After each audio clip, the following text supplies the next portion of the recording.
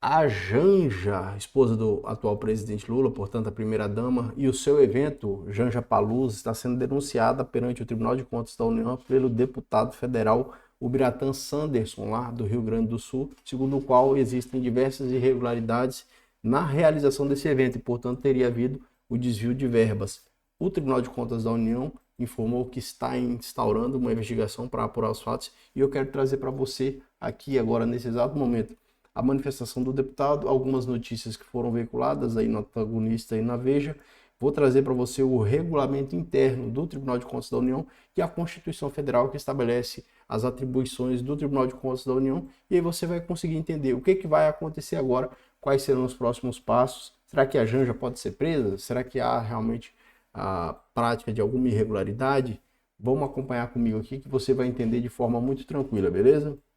Vamos lá. Saiu no Antagonista, o Antagonista é um site que eu acho bacana, sempre gosto de acompanhar, e aí eu vi essa notícia. Imediatamente fui lá atrás de ver quem era esse deputado, e aí encontrei a página dele aqui, e ele fez um vídeo em que ele narra como é que ele apresentou a denúncia, como ele constatou as irregularidades, e a forma como ele apresentou lá perante o Tribunal de Contas da União. Vamos ver primeiro o que o deputado fala. Instaurar um procedimento investigatório. Vou botar aqui. O Tribunal de Contas da União acaba de instaurar um procedimento investigatório depois de representação apresentada pelo nosso gabinete, que busca investigar a legalidade dos gastos milionários para a confecção do tal de Janja Palusa, Festival da Cultura contra a Fome e a Pobreza, criado e elaborado pelo Ministério da Cultura em parceria com a primeira-dama Janja da Silva.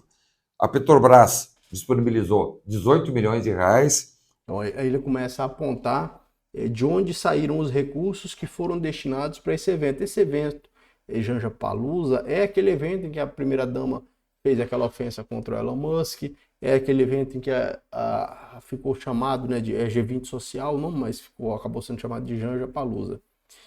A Itaipu, outros 15 então, milhões. Da Petrobras, né? Só aí são 33 milhões de reais de dinheiro público para patrocinar um evento que nem sabemos qual é o interesse público deste evento realizado lá no G20. Então, o Tribunal de Contas agora vai apurar, vai verificar, primeiro, a legalidade, a oportunidade e conveniência desses gastos de dinheiro público, já que Petrobras e Itaipu são empresas públicas federais, e se o Tribunal de Contas verificar que realmente aquilo que nós colocamos na representação tem fundamento, nós queremos a restituição dos 33 milhões de reais aos cofres públicos, porque no momento tão difícil, crise econômica, lá no Rio Grande do Sul mesmo, faltando dinheiro para ajudar os atingidos. Aí o deputado faz alguns apontamentos que são válidos na medida em que realmente, se você colocar em xeque, né, dentro da conveniência e oportunidade que é uma atribuição conferida ao Poder Executivo, seja em nível municipal, estadual, federal, ele faz escolhas onde serão alocados os recursos.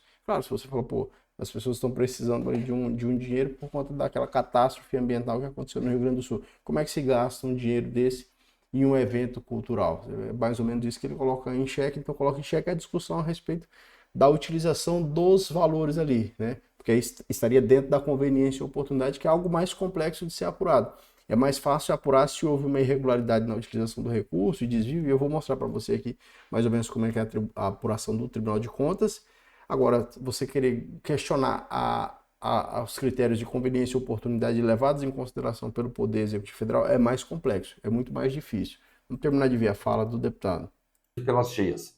E a dona Janja da Silva gastar 33 milhões numa festa que nem sabe-se qual é o interesse público, tanto que apelidaram de Janja Palusa, uma farra com dinheiro público que não cabe nessa altura do campeonato. Então, o Tribunal de Contas da União vai apurar e esperamos que a justiça seja feita, porque é inadmissível essa senhora, a primeira-dama, acha que é dona do Brasil, mas não é. Ela deve respeito à lei. Tem praticado aí falas absurdas que corroboram o nosso indício de malversação de dinheiro público, porque ela não tem compromisso nenhum com a responsabilidade pública, muito menos nenhuma responsabilidade em garantir e zelar o interesse público dos brasileiros.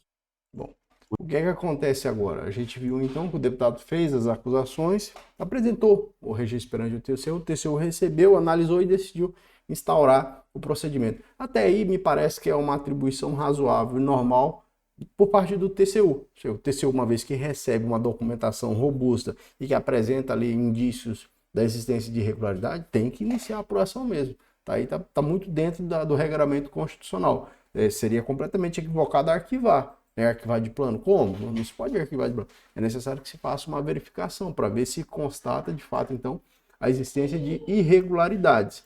Eu quero abrir para vocês a Constituição, primeiramente, e a Constituição é o nosso pedâneo mais forte, né, meus caros? A Constituição é a nossa base jurídica no nosso Brasil e é a partir dela que todas as outras regras ou normas são estabelecidas ou cumpridas. A gente tem aqui no artigo 94, aliás, estou aqui no 74, vou aqui para o 94 da Constituição, 94 não, 74 mesmo, 74. O artigo 74 da Constituição, lá no parágrafo 2º, estabelece o seguinte, veja, qualquer cidadão, partido político, associação ou sindicato é parte legítima para, na forma da lei, denunciar irregularidades ou ilegalidades perante o Tribunal de Contas da União. Então, foi isso que o deputado fez. Ele apresenta perante o Tribunal de Contas da União eventual irregularidade que ele constatou com base naquilo que ele analisou. É no mesmo sentido o regimento interno do TCU. Porque o que vai regular a atuação do TCU, como ela se dará internamente, é o seu regimento interno. O artigo 234 do regimento interno repete aquilo que o 74, parágrafo 2º da Constituição, que eu mostrei para você, diz. Veja só, qualquer cidadão, partido político, olha, 234, qualquer cidadão, partido político, associação ou sindicato é parte legítima para denunciar. Filhão, espera um pouquinho. Tudo bom, tudo bem. Qualquer cidadão, partido político ou associação ou sindicato, dá beijo, papai. Qualquer associação, partido político, eu até me perdi aqui. Qualquer cidadão, partido político ou associação ou sindicato é parte legítima para denunciar irregularidades ou ilegalidades perante o Tribunal de Contas da União. Olha o parágrafo 2º. A denúncia que preenche os requisitos de admissibilidade será apurada em caráter sigiloso, até que se comprove a sua procedência e somente poderá ser arquivada após efetuadas as diligências pertinentes, mediante despacho fundamentado do relator.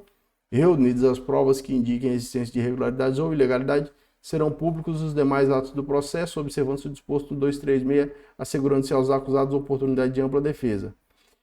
E aí ele continua falando coisas que dizem respeito ao regramento, mas você percebe aqui comigo, né? Então a denúncia, uma vez que ela preenche os requisitos, o Tribunal de Contas tem que colocar para andar, tem que apurar.